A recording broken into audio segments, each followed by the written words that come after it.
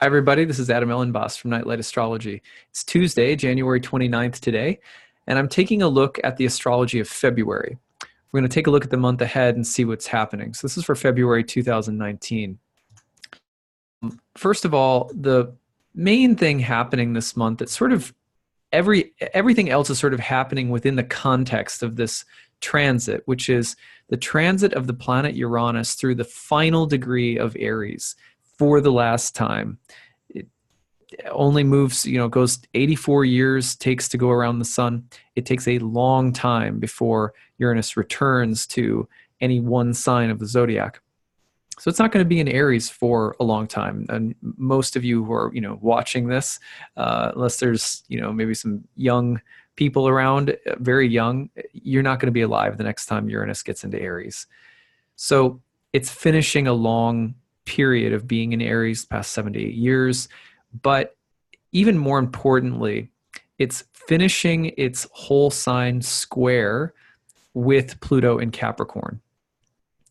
So that Uranus-Pluto dynamic that's been so powerful for so long now, Pluto, the lord of depth, death, rebirth, upheaval, transformation, and Uranus, the planet of revolution and disruption, innovation and independence, planets in signs too that have a lot to do with Saturn-Mars signs.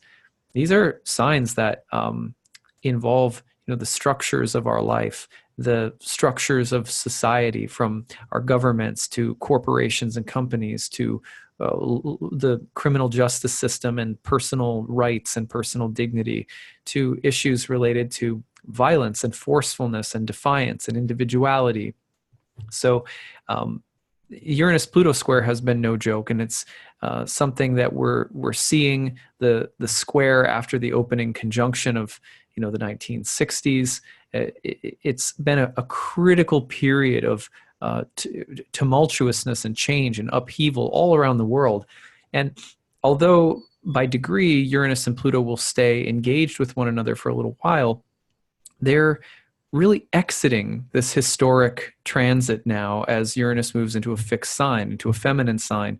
It's not going to be in a whole sign aspect with Pluto again until Pluto enters Aquarius, which is not happening for a while, right? So this is, I can't remember when Pluto enters. Let's see, when does Pluto enter Aquarius? It's not for a little bit here. I mean, yeah, you've got it 2024, maybe potentially, 2024. So this is not something that you're not gonna see it again for a long time. This Pluto-Uranus square is historic and it's ending. That doesn't mean the effects are over, that there isn't kind of an aftermath period that's coming. The planets are still kind of close enough by degree that they still have something to say. What to speak of Saturn conjoining Pluto next winter, right? There's more to this story. But it is a powerful moment to be saying goodbye to a powerful transit. And it doesn't go out with a whimper either. It goes out with a bang. Uranus is at that last critical degree. Let me get back to February 1st here. It's at that last critical degree of Aries, which we call an anaretic degree. This chart looks a little different now, but here it is. There's Uranus at the last degree of Aries. The last degrees of every sign in ancient astrology were the bounds of mostly the malefics, the Mars and Saturn. So there's something about the last degree of a sign that also represents something of a culmination or a climax, but also kind of a moment of critical mass. There's something intense and either pressuring or exerting about the last. There's an exertion of force around the last degree, or there's something of containment and constriction around the last degrees of signs. It's about a transition. It's about change. You don't go out the door of the home of the god very easily. There's something, you have to pay something on the way out. And Uranus is symbolizing that in the month of February, its last month in Aries, by really amping everything up. And one of the main ways you can see that throughout the month is by means of the fact that the Pluto Uranus dynamic is being intensified by Mars. One last time, sort of Mars brings the two planets together. First 2 days of the month, on the 1st and 2nd, Mars will make a square from Aries to Capricorn, hitting Pluto by a square. It does so basically right as the moon's dark moon is coming through. That's a powerful moment of destructiveness, a powerful moment of potential violent, you can see violence in the collective, not that it's not an everyday occurrence already, but more vivid and widespread images of violence or upheaval or catharsis, confrontation. You're talking about a very dark transit potentially, with the god of war meeting the god of Hades, or the god of the underworld. Hades is the god. So Pluto in the Roman pantheon, right? So the potential for confrontation and catharsis at the beginning of the month is really, really strong. But it's continuing throughout the month, because what will happen is Mars will continue on through Aries, and then it's going to conjoin with Uranus around the 12th and 13th of February. So the month opens with the Mars square to Pluto, and then 12th to 13th, you've got this powerful conjunction with Uranus. So what does that mean overall? Well, I think that in the collective, again, you're going to see a very intense month. I think the themes of rebellions, force, ruthlessness, and contentiousness, and power plays, and potentially public displays of violence that are more big headline. Like I think the potential is there for that. And because that's where the arms of the cosmic clock are turning right now. The potential, of course, for each of us to experience something of a breakthrough by confronting confronting ourselves, by confronting our own egos and our own sort of maniacal tendencies, by getting real with ourselves, by addressing things that need to be addressed, by being courageous. We stand to have some kind of important breakthrough this month, probably in terms of separating ourselves from something that is no longer serving us, having some kind of purging of something on a more final level. Like, I'm done. Kind of has that feeling of, sometimes when you're done, you really have to, you really have to make a fuss about it. Sometimes you got to walk out the door in a more demonstrative way. Certainly we don't want to hurt anybody or hurt anyone or be belligerent, but sometimes you have to sit yourself down and really sort of get real. And that's a Mars Pluto kind of dynamic.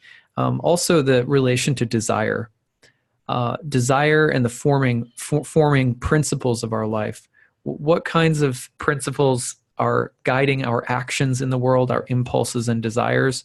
And do we contain those well enough by means of good, strong, ethical, moral, spiritual principles in our life? Or do we tend to use, kind of only use rules, morals, ethics, guidelines if they are serving us personally? So those are all real questions.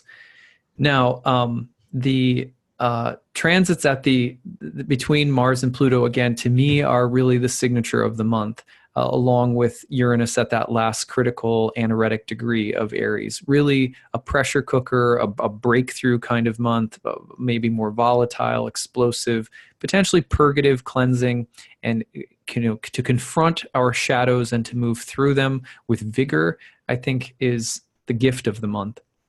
Now, There's lots of other sort of minor transits that I don't consider to be, sort of as front and center, but that are very important. So let's try to go through those now as well.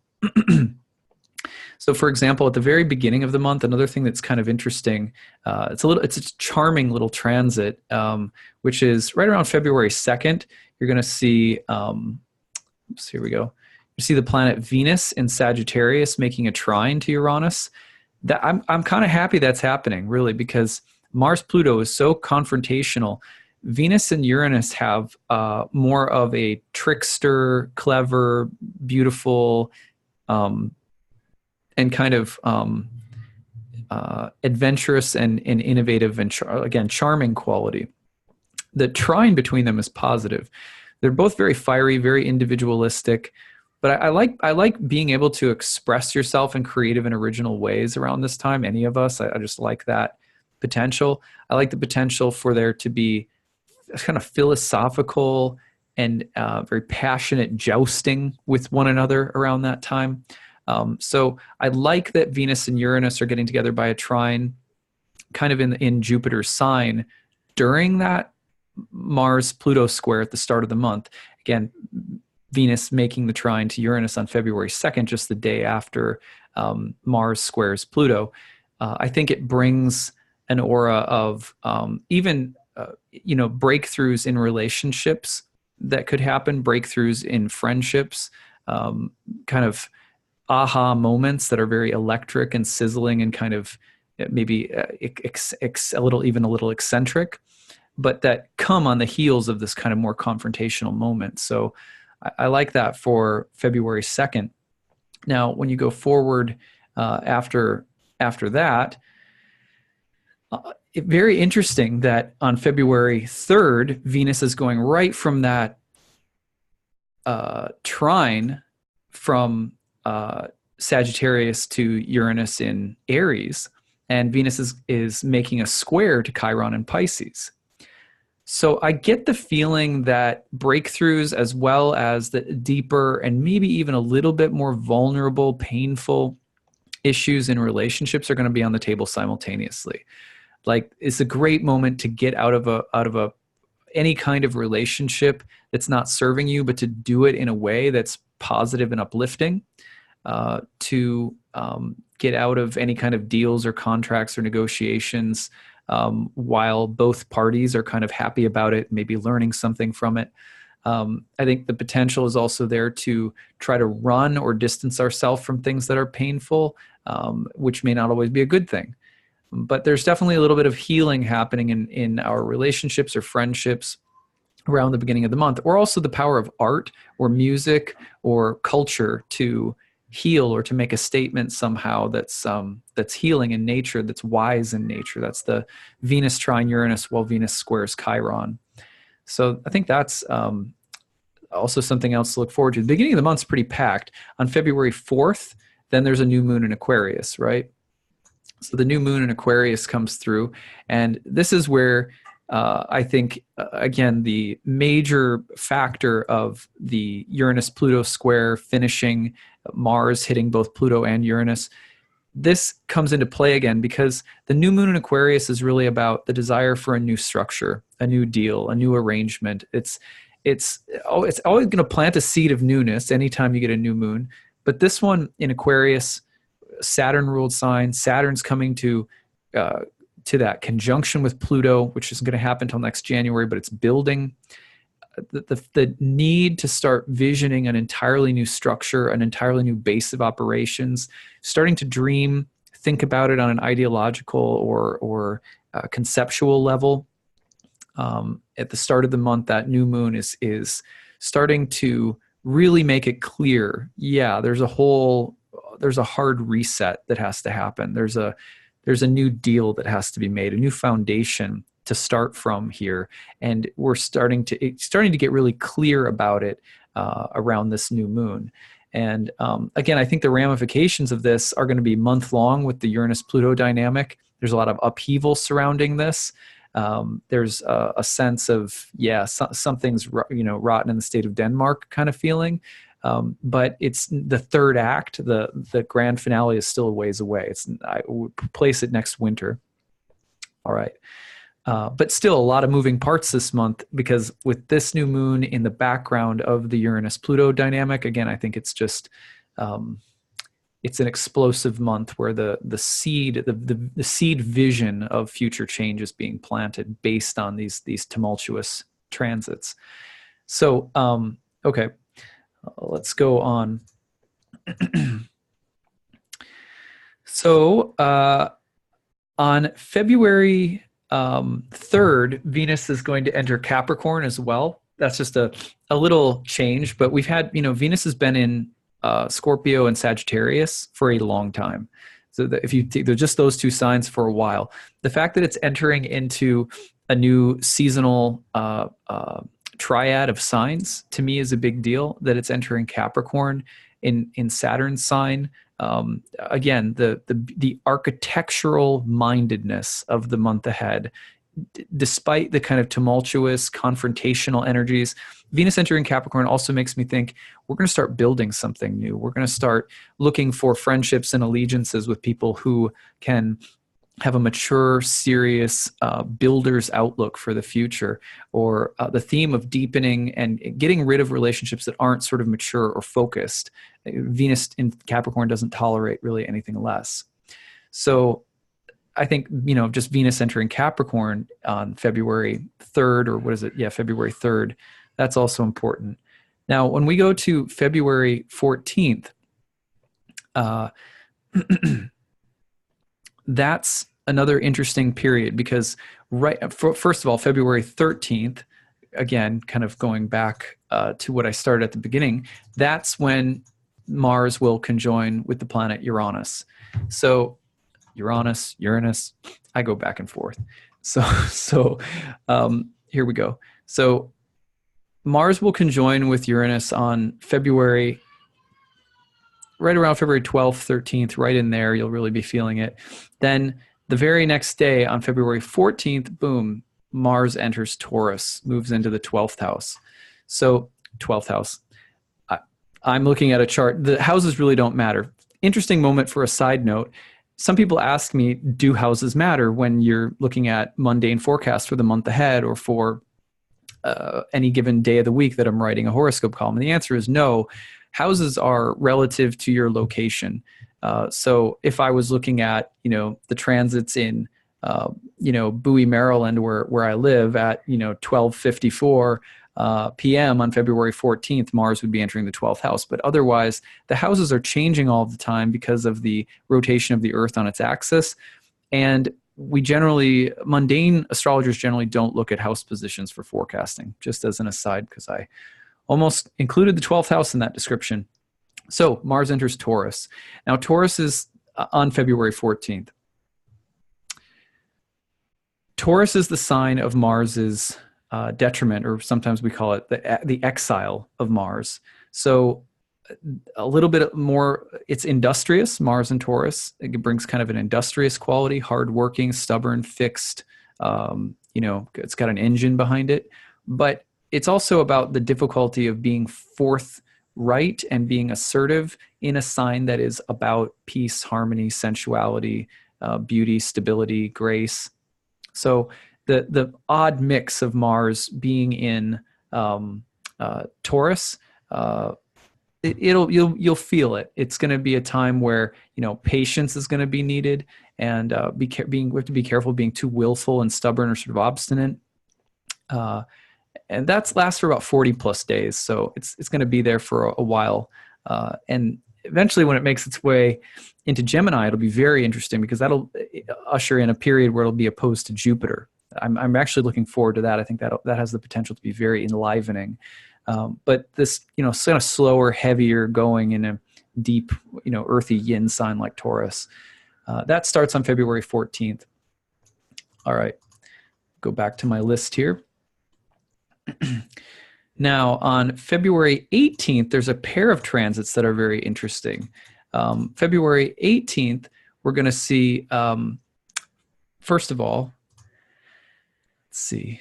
So February 18th, Venus will be in a conjunction right around the 18th with Saturn. So Venus-Saturn conjunctions are good for growing, deeper maturity in our relationships or friendships. It's good for binding an agreement. Saturn can bind things, but committing to something.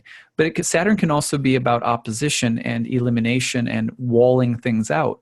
So this is a make or break moment for contracts, relationships, agreements.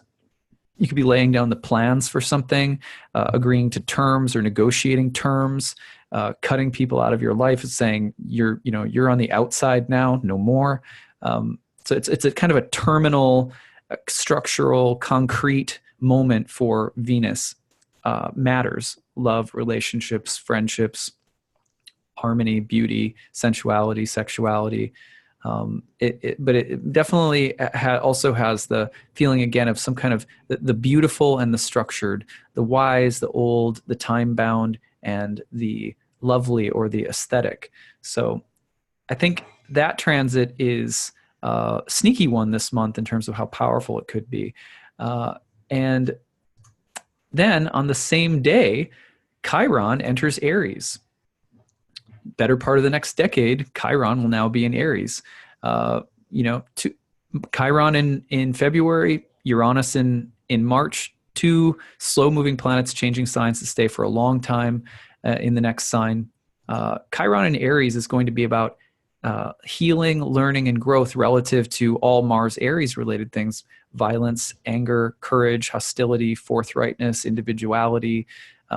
We have a lot of Mars issues in our society, all over the world. The issues of anger and will and me and mine and selfishness, and also the need to be brave and courageous and not just remain puppets of the current power structures. So a lot of about kind of the knightly, courageous virtues that we'll be learning about, and also the tendency to be combative and selfish. There's a lot of learning and a lot of healing that'll be done with Chiron and Aries for a long time now. That bumps into Aries on February 18th as well. Okay. Now, on February 19th, this is really interesting because on February 19th, you're going to have a full moon in Virgo. So let's check this out. Here we go. So the full moon falls in Virgo right on February 19th. And, for me, I have to look and see what's Mercury doing. So a full moon in Virgo, while Mercury, the dispositor of the full moon, is conjoining Neptune in Pisces. Right around that time, questions about clarity and honesty, questions about purity and impurity, questions about whether I'm doing it the right way or whether I'm cutting corners. There's going to also be questions about how perfect something could be versus how fallen something is. These kinds of dichotomies will be pretty strong around the full moon. Also, just a general feeling of deception, miscommunication, misunderstandings, kind of otherworldly symbolic messages and communication. These themes of Mercury, Neptune are powerful. Mercury's in its fall in Pisces. So the potential for there to be kind of delusional or fantastic thinking, to be really ungrounded, or to be extremely rigid on the other hand and reject anything that appears irrational. I think that tension is going to be really strong around the full moon. All right, let me look back at my left. I have to kind of go back and forth here between my notes. Right, and then the last big transit of the month that I have marked down is on February 22nd. So on February 22nd, you're going to see Venus in the sign of Capricorn, and it is making a conjunction to Pluto in Capricorn. And that's a moment of catharsis, purgation, transformation, depth, intensity, obsession, betrayal, upheaval, related to Venus, women, the goddess, relationships, love, friendships, agreements. So a powerful sort of purgative and transformative moment at the very tail end of the month. And from then on, Venus is going to roll right into a square with Uranus in Aries, which is, suggesting that now going into March, Venus is the one bringing Pluto and Uranus together, which can be very much about upheaval and continued reworking around our relationships. So whereas the month of February is really again all about the Pluto, the last square of the Uranus-Pluto dynamic, and the feeling of everything kind of culminating in this intense moment of breakthrough and change. It's a Mars-Venus dynamic.